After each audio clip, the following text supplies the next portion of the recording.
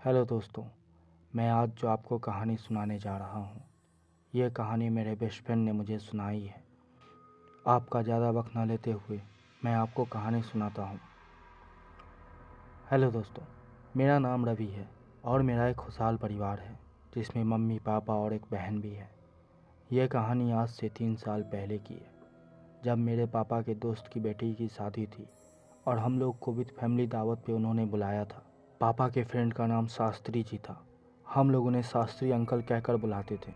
Uncle का घर एक जंगल के रास्ते से होकर जाता था, तो उन्होंने सख्त हिदायत दी थी कि कुछ भी हो जाए, शाम होने से पहले जंगल क्रॉस कर लेना, क्योंकि जंगल में बहुत सारी अजीबोगरीब चीज़ें होती हैं।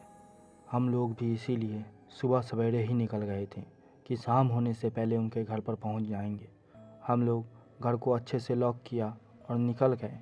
रास्ते में झरने को देखकर हम लोग थोड़ा सा रुक गए।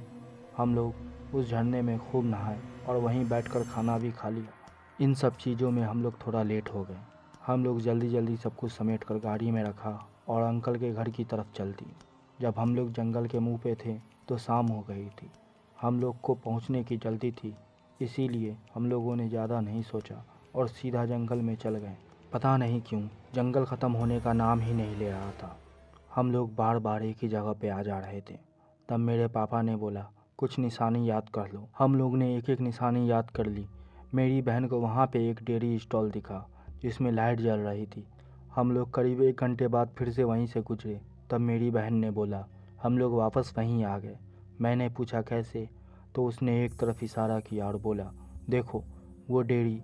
हम लोग को वहाँ पे कुछ नहीं दिखा। तो पापा ने पूछा किधर है, तो उसने बोला, पापा वो सामने तो है, मगर वहाँ कुछ नहीं था। हम लोग गाड़ी से बाहर निकले, मगर वहाँ सच में कुछ नहीं था। तभी जंगल में किसी के चिल्लाने की आवाज़ आने लगी। हम लोग बहुत ज़्यादा डर गए और वापस गाड़ी के अंदर बैठ गए। तभी पेड़ों के पत्ते बहुत ज़्यादा हिलने लगे, जैसे आंधी चल रही है। तभी मेरी बहन ने बोला, भैया कोई आपका नाम पुकार रहा है क्या, क्योंकि कोई मेरा नाम बहुत ज़ोर ज़ोर से पुकार रहा है। मैंने बोला वो तेरा वहम है, मगर वो बोली नहीं भैया, सच में कोई मेरा नाम ज़ोर ज़ोर से पुकार रहा है। अब तो पूरी गाड़ी हिल रही थी और पूरे जंगल में एक अजीब सी आवाज़ गूंज रही थी। हम लोग अपनी अपनी कान बंद करके नीचे की तरफ हो गए और ऊपर वाले को याद करने लगे। तभी एकदम से सन्नाटा छा गया और सब कुछ शांत हो गया। पापा ने गाड़ी स्टार्ट की और सीधा चलने लगे। ऐसा लग रहा था जैसे जंगल अपने आप ख़त्म हो रहा हो और हम लोग को शास्त्री अंकल का सजा हुआ घर दिखने लगा। हम लोग ने चैन की सांस ली और जैसे ही हम लोग जंगल से बाहर निकले, शास्त्री अंकल कुछ लोगों के साथ जंगल की तरफ आते हुए दिखे। हम लोग ज़ोर से उनको आवाज़ लगाई और गाड़ी से निकलकर उनकी तरफ गए, तो वो भी दौड़कर हमारी तरफ आ गए और हम सबको सही सलामत देखकर मुस्कुरा रहे थे। वो बोले, अगर तुम सब अभी नहीं मिलते तो मैं तुम लोग को ढूंढने के लिए आ ही रहा था। हम लोग उनके साथ पैदल और पापा गाड़ी से उनके घर की तरफ चल दिए। रात के करीब 2 बज गए थे, तो उन्होंने हम लोग को खाना खिलाया और सबको बोला आराम करो, सुबह में बात करेंगे। हम लोग भी सीधा रूम में जाकर सो गए।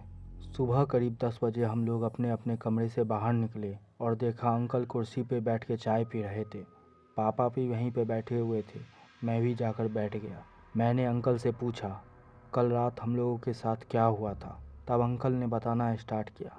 वो बोले, आज से 10-15 साल पहले की बात है। यहाँ एक बेटी की शादी थी। बारात शहर से आई थी, तो जंगल क्रॉस करके ही शहर की तरफ जाया जाता था। तो बारात भी जंगल क्रॉस कर रही थी। तभी डाकुओं ने हमला कर दिया और सब कुछ छीन लिया। बारातियों ने भी बिना जोर ज़बरदस्ती के सब कुछ दे दिया, मगर डाकुओं के सरदार की नज़र दुल्हन पे पड़ी। उसने दूल्हे को गोली मार दी और दुल्हन को उठा के ले गए। पूरी रात उसकी चीखें इस जंगल में गूंजती रही। आखिर में दुल्हन मर गई। तब से लेके आज तक जो भी शाम होने के बाद उस जंगल से गुजरता है तो वो दुल्हन उसे परेशान करती है। मैं ये कहानी सुन के बहुत मायूस हो गया और वहाँ से उठकर चला गया। मेरी बहन अभी तक नहीं उठी थी। मैंने सोचा मैं ही जाकर उठा देता हूँ, तो मैं उसके कमरे में गया और उसे आवाज़ दी, मगर वो सोई हुई थी। मैंने और ज़ोर से आवाज़ दी तो अंदर से मेरी बहन ने बोला, मैं उठ गई हूँ। तब मैं वापस शादी की सजावट में हाथ बटाने लगा। सब कुछ बहुत अच्छा चल रहा था और शादी का मंडप भी सजा हुआ था। पंडित जी आके बैठ गए थे और सबको बोल रहे थे, दूल्हा दुल्हन को बुला लीजिए। तभी मेरी बहन दुल्हन के ड्रेस में उस मंडप में आकर बैठ गई और पंडित जी को बोला, मंत्र पढ़ना स्टार्ट करो। सब लोग एकदम से डर गए। मेरी बहन की आवाज़ भी बदली हुई थी। तभी मैं दौड़ता हुआ उसके पास गया और बोला, राधिका क्या कर रही हो और ये ड्रेस क्यों पहनी हो? उसने मेरी तरफ देखा। उसकी आंखों में आंसू थे और चेहरे पे हंसी। मैं तो डर गया। तब पापा आए और बोले, बेटी उठो यहाँ से। उसने बहुत ही डरावनी आवाज़ में बोला, मैं नहीं उठूँगी। पापा भी डर गए उसकी आवाज़ सुन के। तभी वो भीड़ में किसी को ढूंढ रही थी। उसने एक आदमी की तरफ देखा और अपना हाथ आगे किया। वो आदमी हवा में उड़ने लगा। सब लोग ये देख के चिल्लाने लगे और इधर उधर छुप गए। तभी मेरी बहन ने हवा में ही उस आदमी को 2 टुकड़े कर दिए और बहुत ज़ोर ज़ोर से हंसने लगी। उसने टेबल के नीचे छुपे एक आदमी को गर्दन से पकड़ा और उसकी मुंह में हाथ दे के उसकी पूरी अतरियाँ निकाल ली। ये देखकर एक आदमी बहुत ज़ोर ज़ोर से रोने लगा। मेरी बहन ने वही डरावनी आवाज़ में कहा, उस दिन मैं भी बहुत रोई और चिल्लाई थी, मगर तुम सबने मेरी एक ना सुनी और मुझे इतनी बेरहमी से मार दिया। आज मैं तुम सबको ऐसे ही मारूंगी जैसे तुम सबने मुझे मारा था। तभी वो आदमी दौड़ता हुआ मेरी बहन के पैरों को पकड़ लिया और माफ़ी मांगने लगा। मेरी बहन ने एक पेड़ की तरफ इशारा किया। तभी वो पेड़ आधा टूट गया।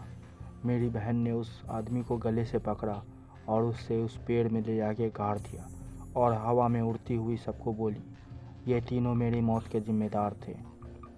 मैं अब किसी को परेशान नहीं करूँगी। और इतना बोलते ही मेरी बहन ज़मीन पे आ गई और बेहोश हो गई। हम सब उसे उठाकर कमरे में ले गए और उसके चेहरे पे पानी मारा। उसे होश आया और बोली, आप लोग यहाँ क्या कर रहे हैं? दीदी की शादी हो गई, मैं सोई हुई क्यों हूँ? तब हमारे अंकल ने बोला, तुम्हें चक्कर आ गया था और तुम बेहोश हो गई थी और तब से लेकर आज तक उस जंगल में अब कुछ नहीं होता। तो दोस्तों, ये कहानी कैसी लगी अपनी राय देना ना भूलें।